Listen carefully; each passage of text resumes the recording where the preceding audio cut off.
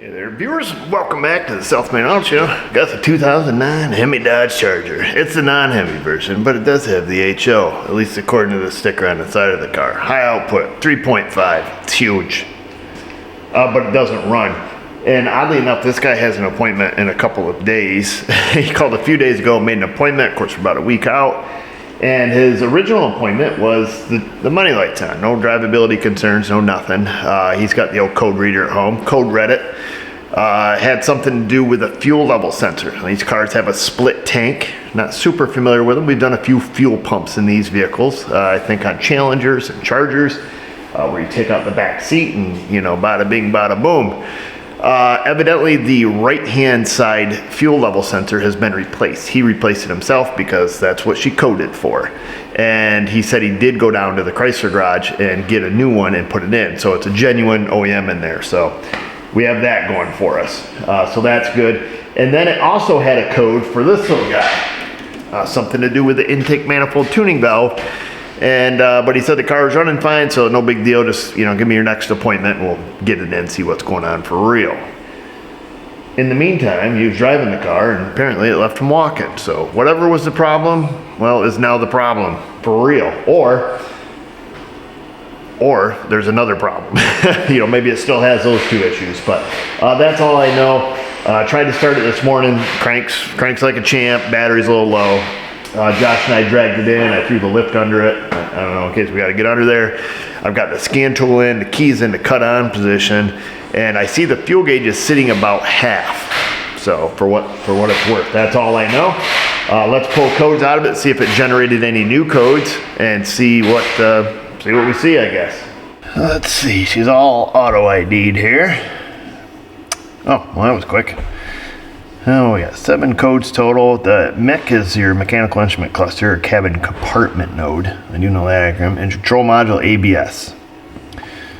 What report? Survey says fuel level sensor 1 circuit low, active. Fuel level sensor 2 circuit high. Oh, and then the intake manifold runner position sensor circuit high. Now these we've done before. This 2017, I think we've done that on the at least on the 4 cylinders. I think is a very similar code. Okay, the cluster also has codes, fuel level sensor 2 high, 1 low, 2 high, 1 low. Okay, so same codes in the cluster as in the engine control module. Let's just do this. Let's find the MICU. Hey, MICU, man.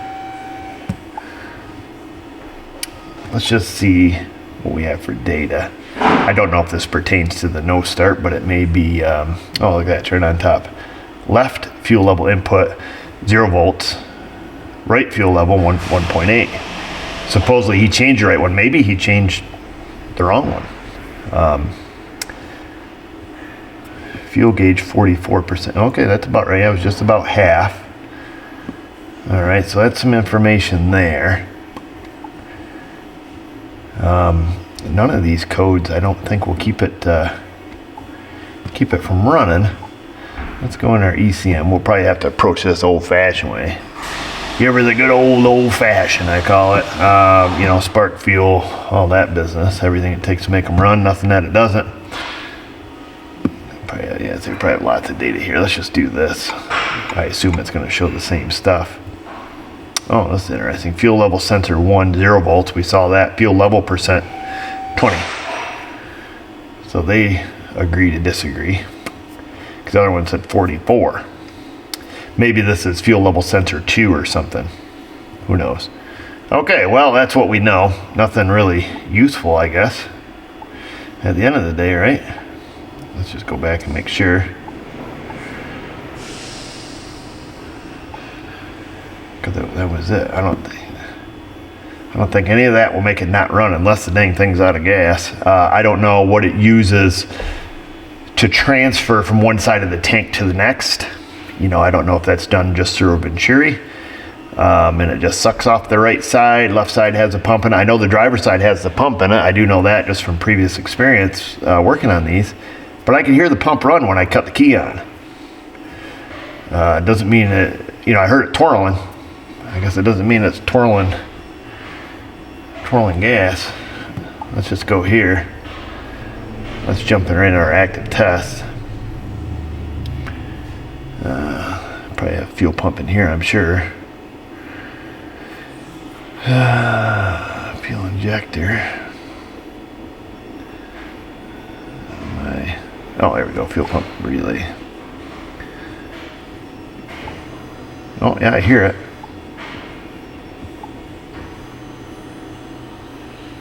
You guys probably can't, but yeah, you hear the pump running. I have no way to know if it's drawing fuel. I guess we could throw a current clamp around it, or we could see if there's a little fuel squirter under the hood. Now, let's see, fuel rails there. We got any kind of mechanical push button on this thing? Nothing there. Yeah, can't even see it under the intake, but no, I don't think there's any Schrader port on it, just the hose.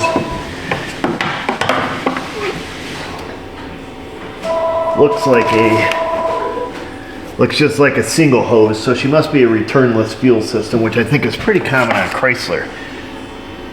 I don't know as if there's a,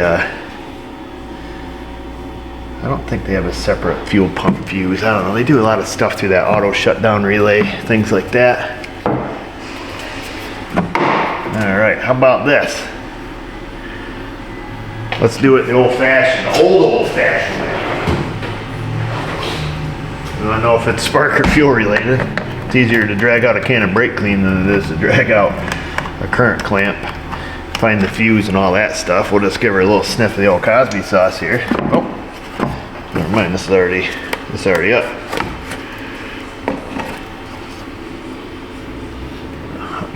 That smells suspicious. Don't be suspicious. Somebody already given her a little sniff of the old Cosby sauce. I don't know, that's suspiciously greasy. It has a little bit of a funk to it, plus this was already open. Usually these tabs are broken on these things. Let's see if we can't stick this back.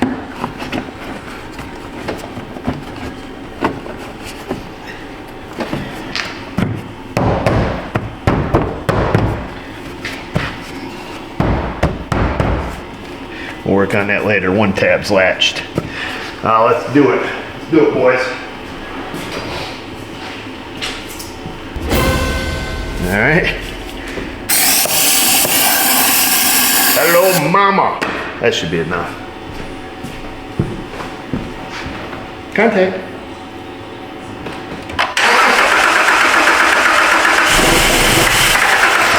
Oh, ho, ho, ho, ho. That's more than she's ever had right there. Let's do this.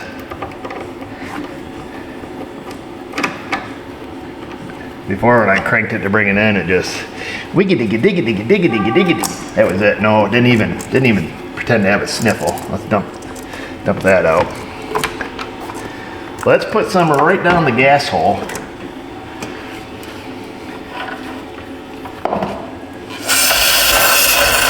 Oh, hello.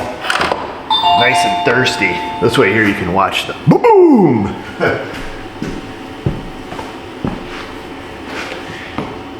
Contact.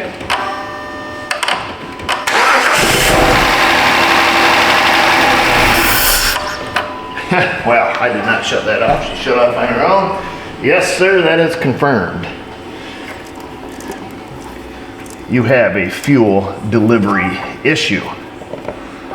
So that's kind of fun because it may be related to the OG problem there. You know, this fuel level sensor business. We may have to actually look into the theory and operation as to how this knows or how it balances the fuel tanks. That's my suspicion, is that we have some kind of fuel tank balancing issue. And I'll be honest, I've never seen a tank system that, well, you know what, we just did a video, didn't we, on a Chevrolet, that was a Duramax, so old school. That would not fill the front tank. But the fuel gauge in that truck defaulted, I think, to empty. Gave you some indication that, hey, something's messed up. All right, well, we know we have spark. We know it starts and runs on the sauce. Let me look into this theory and operation here. And I'm suspicious that we're going to have to pull the rear pump out and have a look. Maybe we'll have to pull out both of them to see how much fuel's on the right side versus the left side, but I'm thinking if we went down to the gas station, we'd probably get this car running. Dang camera just messed up again. I've been thinking it's been the video card this whole time, got new video cards for it. What it is if the recording goes over 10 minutes straight where it starts another file, that's when it goofs up. Anyhow, there's drawings and stuff on this because we were reading the theory and operation on this fuel level business here, how this whole thing works. I had drawn it, we were having fun, we were laughing, joking, but now we need to do it, keep it under 10 minutes. If you're not into the show and tell and you don't care how this system functions, just skip ahead to where we're tearing the car apart because that's our next step, providing the camera doesn't mess up. Here is a picture of our fuel pump modules, and I drew a picture of the tank. This is a saddle style tank. This is all review now. Tank goes up and around, is kind of this shape. Drive shaft runs through the middle. We have a fuel level sensor here on the left and a fuel level sensor here on the right, both modules we'll call it. I'll read what this says here for you.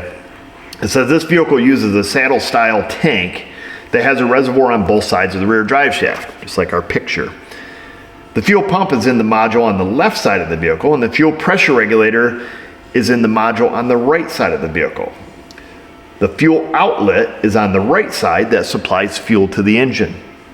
The fitting on the fuel pump module on the left side is a vapor line that connects to the right side module. So pretty easy so far. Fuel pump here on the left side. She gives the little squirt to the one on the right side, which has a regulator which sends it to the engine. This line on top is just for fuel vapor. So pretty standard so far. Both modules have fuel level sending cards. There are two hoses that connect the modules together. One is the fuel supply line, the other is the return or siphon hose. The lines are removed from the fuel pump module when servicing either. The onboard onboard refueling vapor recovery control valve is in the right side module. And then it shows a picture here. Electrical connector, fuel vapor fitting, fuel level sensor. Now this is the one on the driver's side. This is the one that has the pump, the one that does all the work.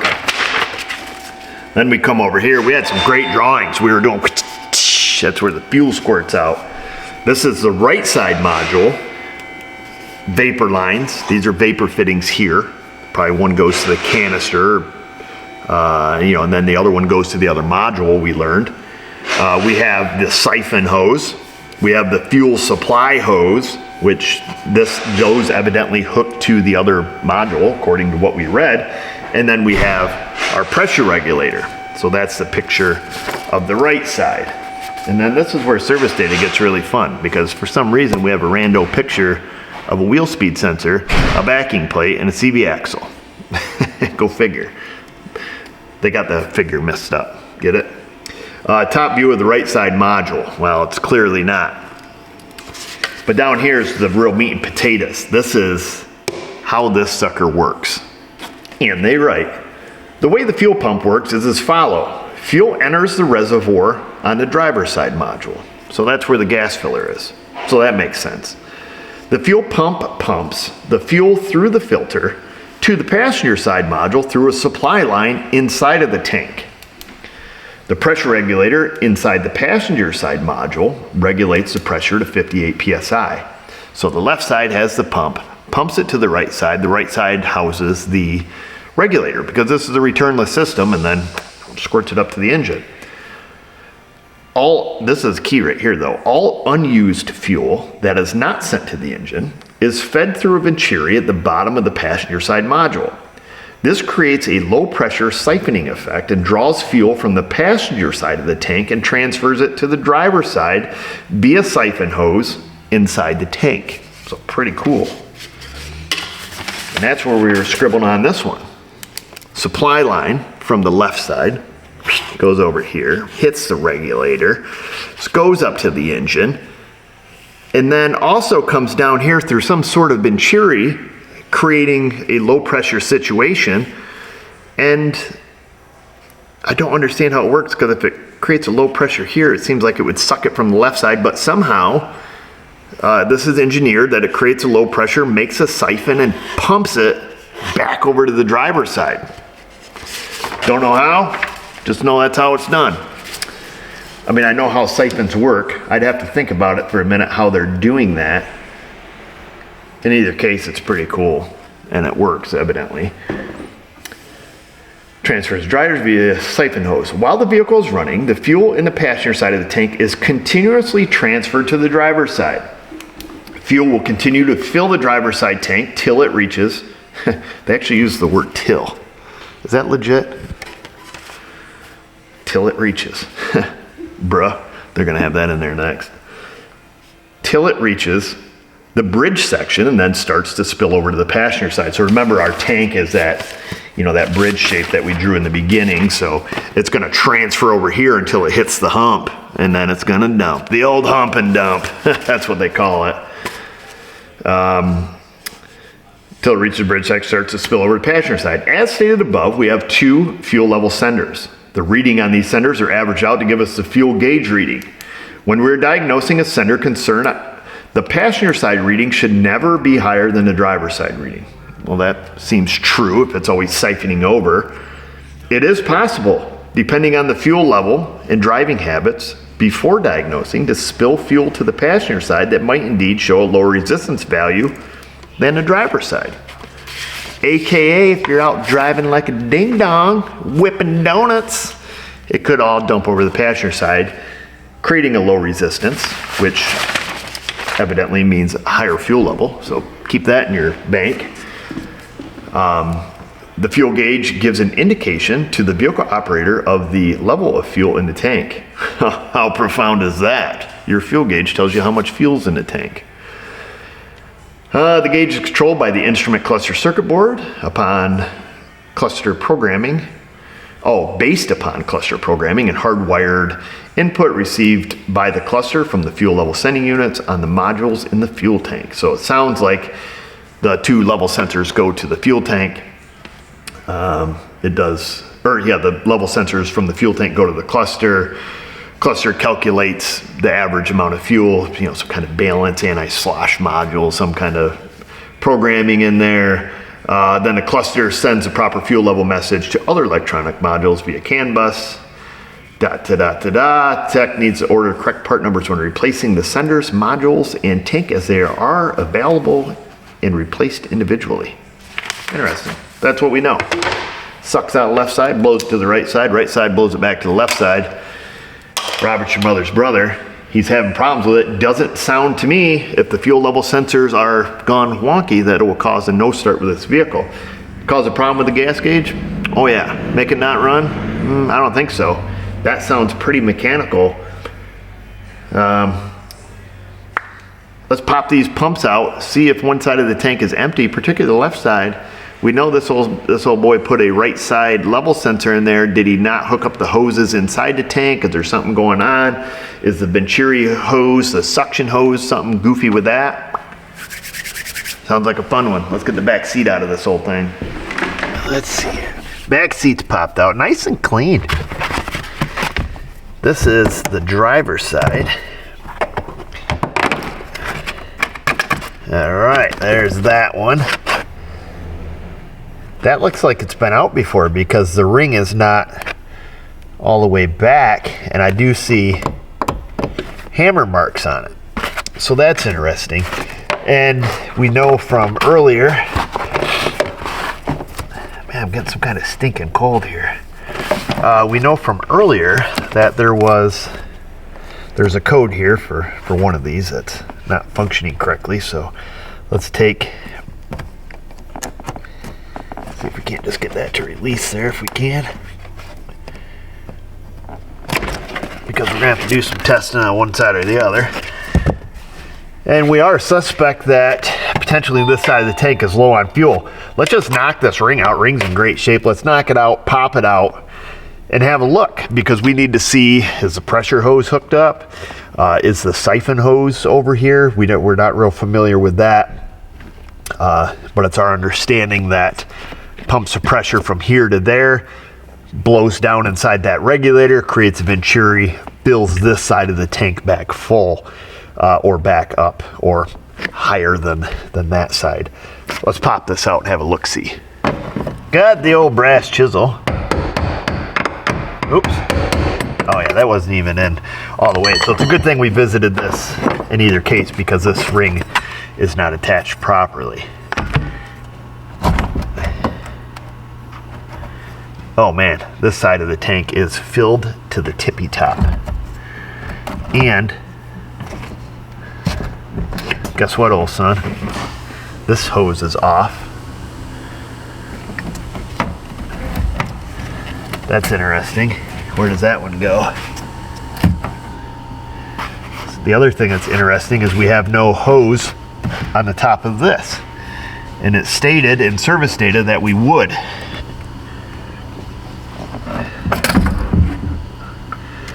Well, this is off now. Okay, great. Making a huge mess. This has, okay, the float is floated all the way to the top. I'm curious here.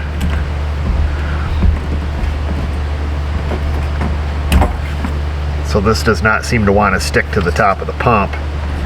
I tell you what, let's draw some fuel out of here, because we're spilling it all over. Let me shut the furnace off and go get something to siphon this out here, because we're making a mess. Got the hose for our fuel caddy shoved in here. Let's see if we can drain down some of this fuel. There we go. She's pumping now. She's the old hand crank one, but let's drain this side down a little bit, just so we're not making such a big mess.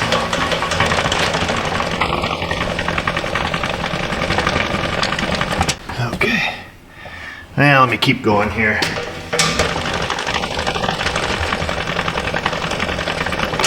All right, are we nice down where it's somewhat manageable? I think so.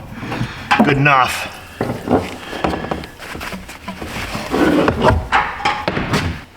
Well, we pulled a few gallons out of it. This has given me some real aftermarket fuel pump vibes here.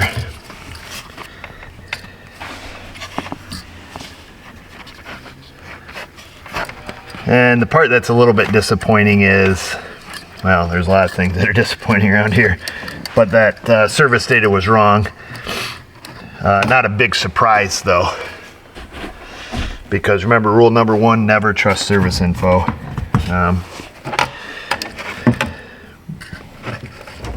But first of all, let's see if we can get this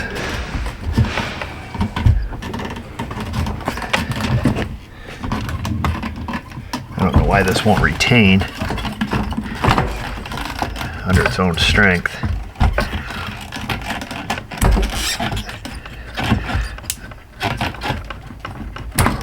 Yeah, it's the retainer. I can watch it spread open. Oh, there we go. So that just clicked on all the way. So if that's the case, she should pump. I don't know how much torque it has on this pump, so we should be able to fire this up without putting the lid on it. The floaty is floating to the top. That really makes me wonder,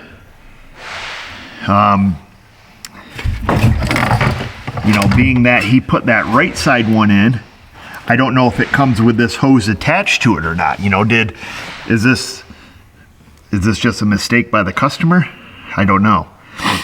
We would have to call Mopar to see how that right side is sold with the hoses. I don't know. This could be a fixed hose in the tank. I do see the other 2 hoses on it here. Our siphon hose. that must spill back over to this side. So I tell you what, let's leave this lid off from it. Let's do this. Let's plug that up. Let's go get the scan tool. Let's just cut the key to the on position right now. I'm gonna just very gently, I'm gonna stick that like that in case it whooshes fuel here.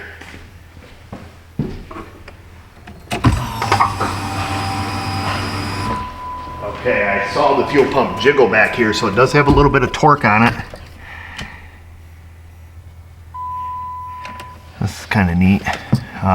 Let's grab the scan tool here so we can turn this on and see what's going on back here. There's still some fuel there's fuel transferring right now from the other side of the tank. On the big hose here that hooks onto this pump, it's siphoning its way over. Okay, let's turn this pump on. Oh wow, it comes over at an accelerated rate from the other side. Okay, well we don't want to overflow this any more than we have. There's a zip tie and a dead stink bug in the bottom of the tank. That tells me somebody's been here. I'm pretty sure that's a stink bug. We're gonna have to get the claw. This has me slightly concerned. I'm not smelling the fuel too much. I do have a little bit, I woke up with a little bit of a cold this morning. Better not be the Rona. Yeah, let's see if we can get the junk out of the bottom of the tank there. And just for poop and laughter, this is still siphoning. Let's do this. Does the car run?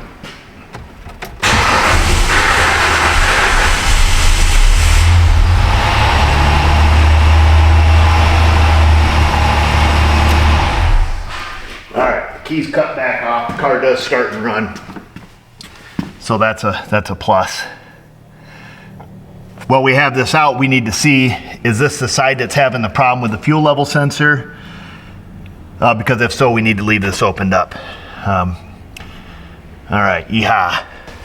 I sucked a little more fuel out of the tank just because the siphoning is continuing.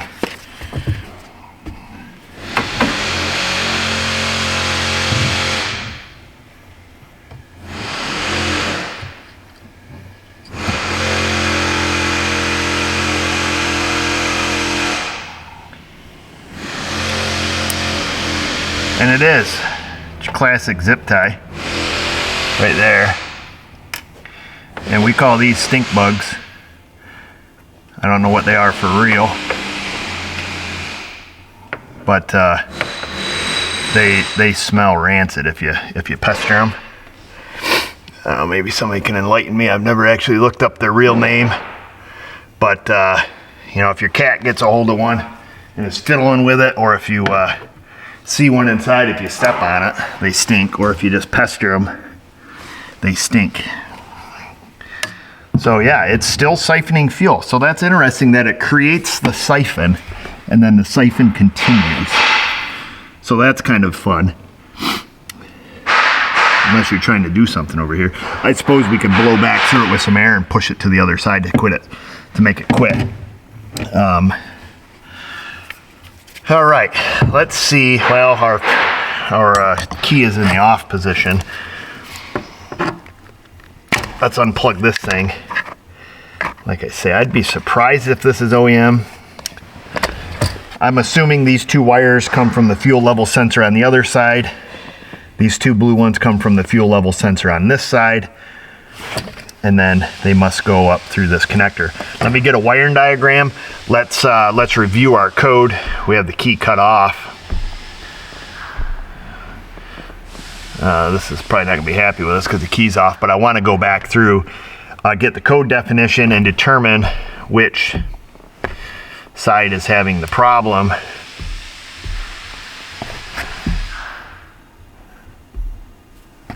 Well, we have two codes. The active one was fuel level sensor 1 low, fuel level sensor 2 high, which could be from when it was just unplugged. Well, let's just get a diagram. Let's see which one of these two is or isn't working. And we expect to see a higher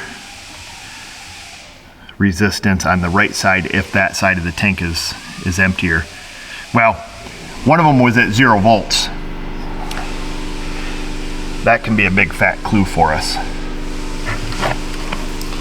Let me turn the key on and then plug that in.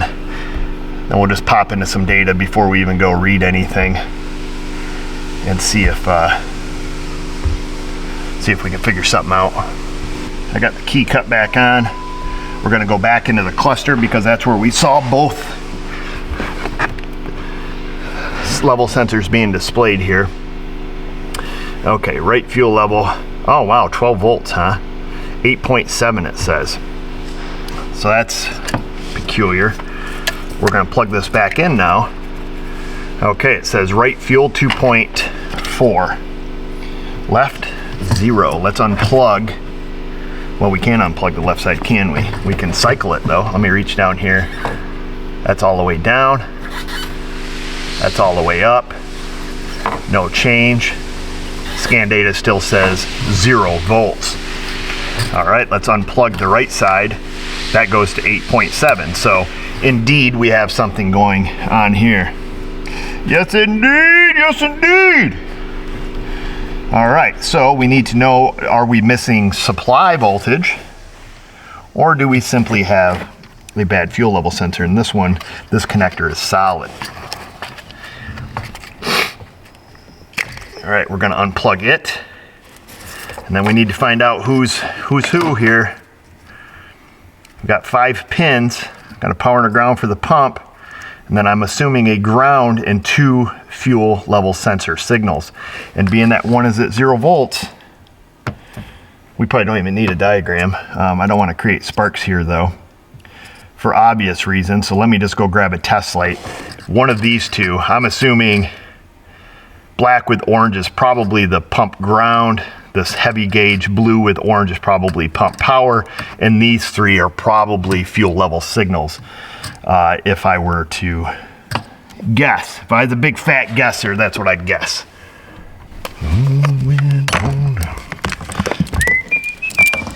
We're gonna clip right on the door latch. Excellent grounds if you're ever looking for one on a vehicle. I use them often.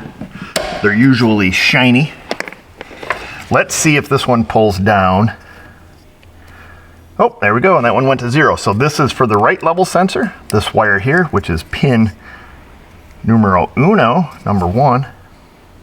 You're my number 1. That goes from 8.7 to 0. That's gonna be our ground, and then this is our dead one. She's the old dead horse. Okay, so number 3 must be missing voltage. Now let's do this. Dang it, I got no pin with me. That's too big. Well, let's have a look. We did bring some test leads with us. It says 8.7 volts open circuit on the scan tool. Let's see if that's true. Sometimes the scan tool does not interpret true voltage, only what it can display, you know, within its parameters. So this may be 12 volts. Let's fire this pig up. Okay, we're on volts DC right now. I don't know if you guys can see it or not, but let's pretend that you can. Hopefully.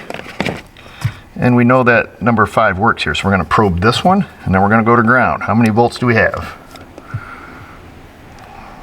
If I can get up in there.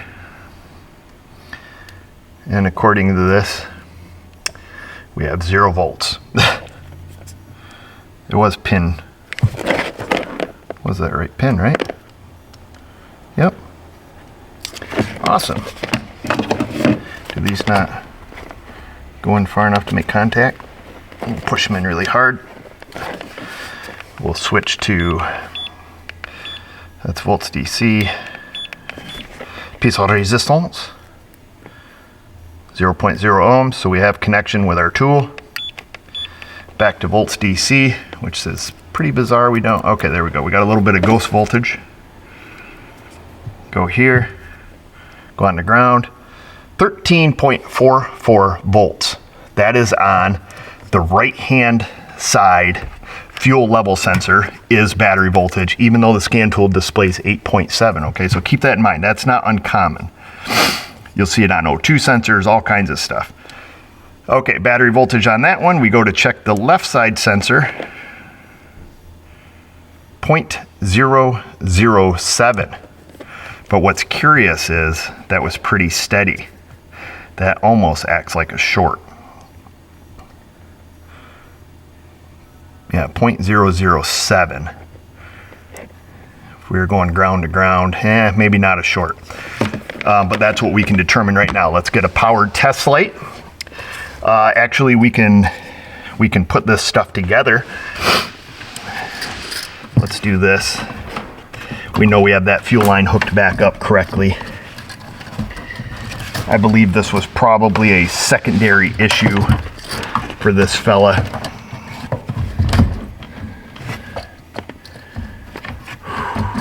Come on, dude.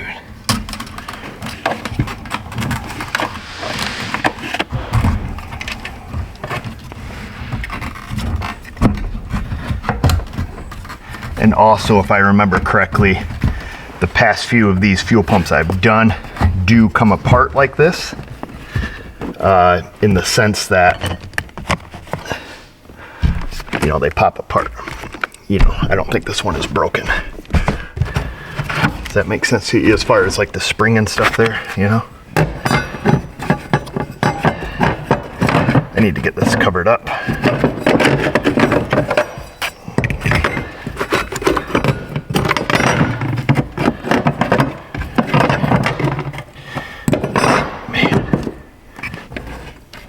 I hate it when you just feel your motor skills just dwindling.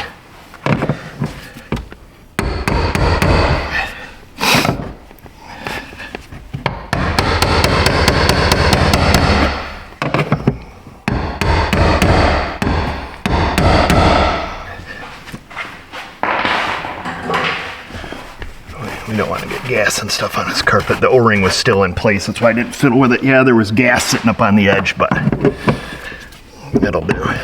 That'll do, donkey. That'll do.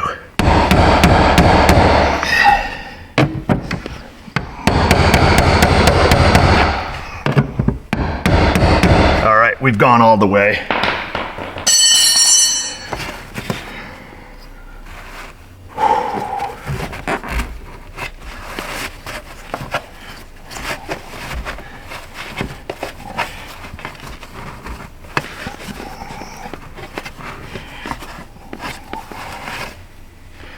Okay, we've got most of that gas mopped up.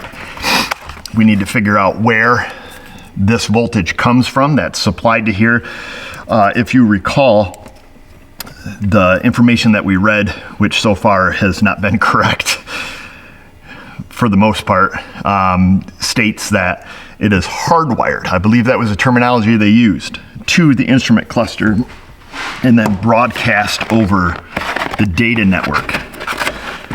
Let's look for some low-hanging fruit. Just see if there's any. This all looks original.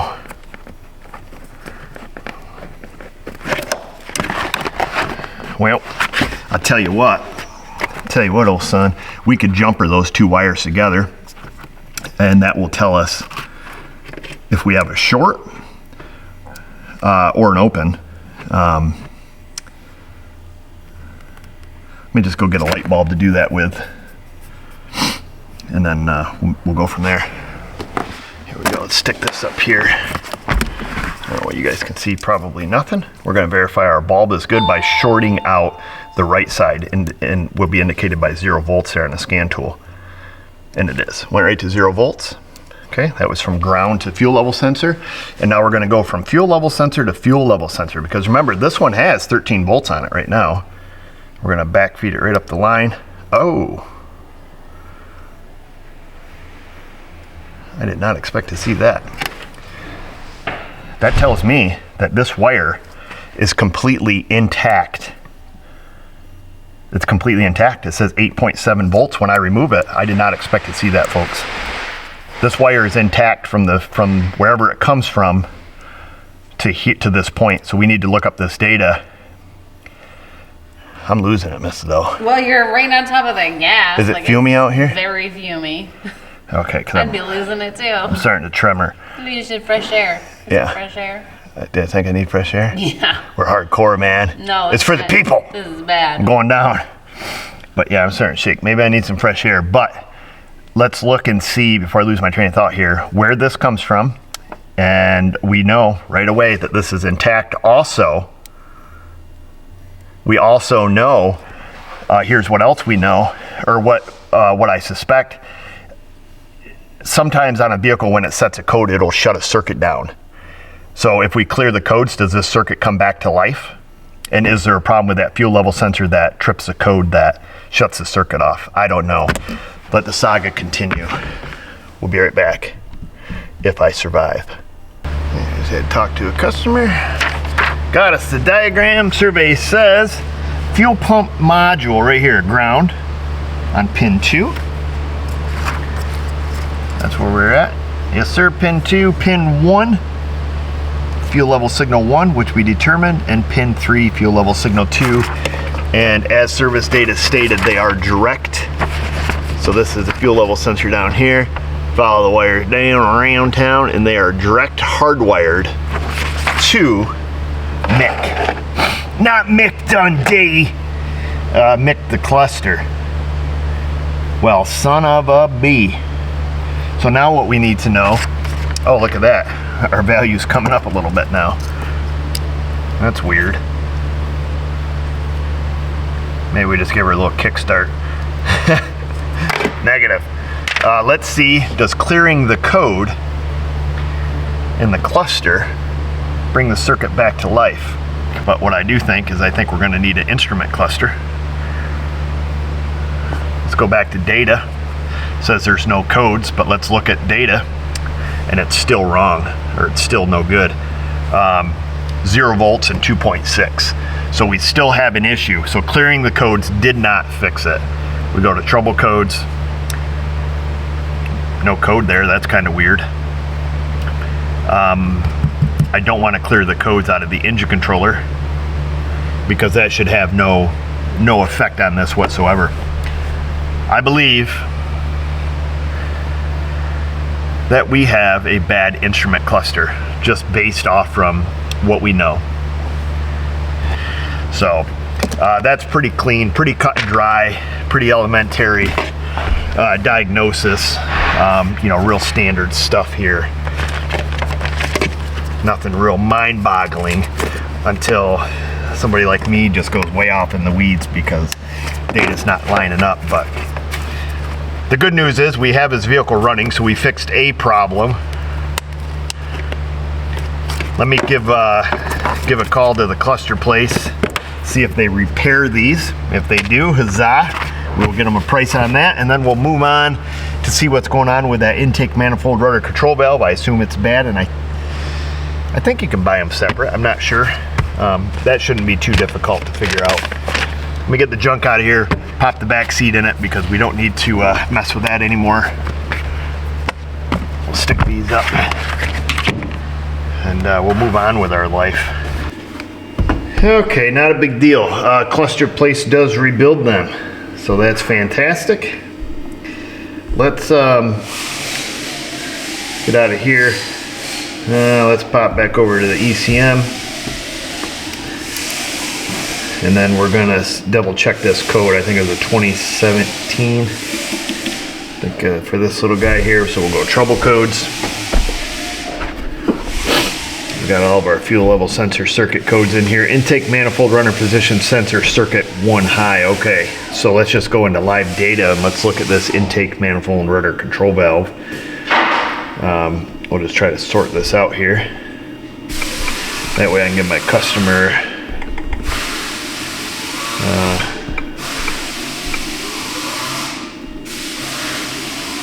short runner valve output state pulse width modulated feedback. So it's de-energized. I don't know if we're looking at the right data PIDs there when we look up short runner output state. Possibly not. Let me see if I can find it under active test here.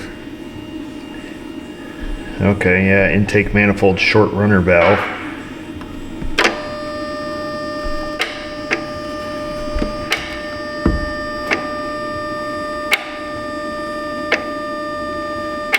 Yep, that's the unit. Let's look at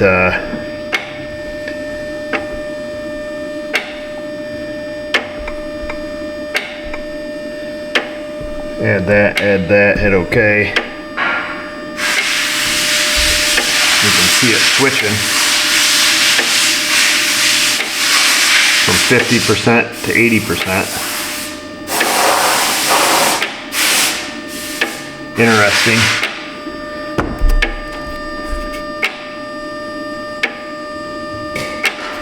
What are we dealing with here? I feel like I can see. Let's set my glasses down somewheres.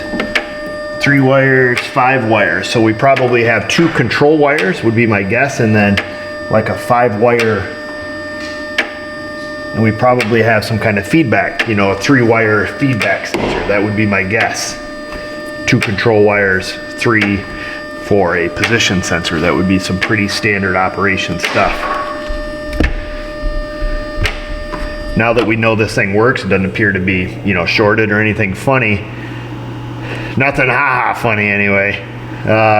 Let me see what the code set criteria is. Maybe that was just a fluke. I don't know. Looks like it works, but maybe it's not. It says position circuit high, which is kind of odd. What we'll do is we're gonna get the red lock out of there, and then we're gonna find this thing again here. Okay, it says pulse width feedback 49% goes to 100 when I unplug it. So that's kind of curious. I would imagine we're just dealing with 3-wire feedback sensor. I don't know why it calls it a pulse width modulated feedback. Let me get some more information here. Our big fat guess was right. That's exactly how this works. It's a 5-volt 3-wire sensor. So like any standard positioning type sensor, that's how this one works, at least according to the wiring diagram and according to service data. And then we have a, you know, full-time power, I think, from the auto shutdown relay, and then a ground side switch control from the PCM. So PCM controls the open close, sends feedback to the PCM. And the high circuit code is generated when it is open circuited.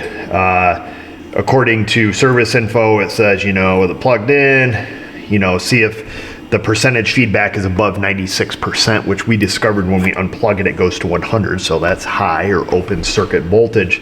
And indeed, this one wasn't. It was what, 49 or whatever it was sitting at. And then we toggle it, go to 70. So it was within its parameter. At this point, this seems to function. Now, does this thing, you know, puke when it gets hot? I'm not really sure. At this point, I want to see if the customer wants to fix the instrument cluster. And then what I would do at that point, I'd clear the codes. We would drive, we would monitor this thing, see what it's doing when it's under its own control, and see if all of a sudden it goes open circuited. We may be looking at putting a unit on there.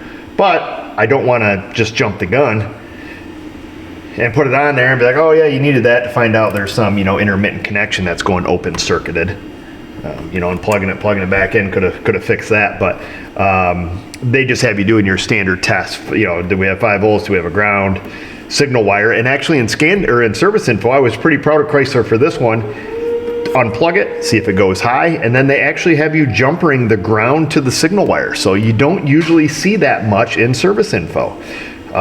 They usually, you know, the engineering, you know, flow charts are usually a bunch of nonsense. You know, ohm check the wire from here to there. Now they do have you doing that in there, but they have you doing some tests at the connector that are actually viable tests to check wire integrity.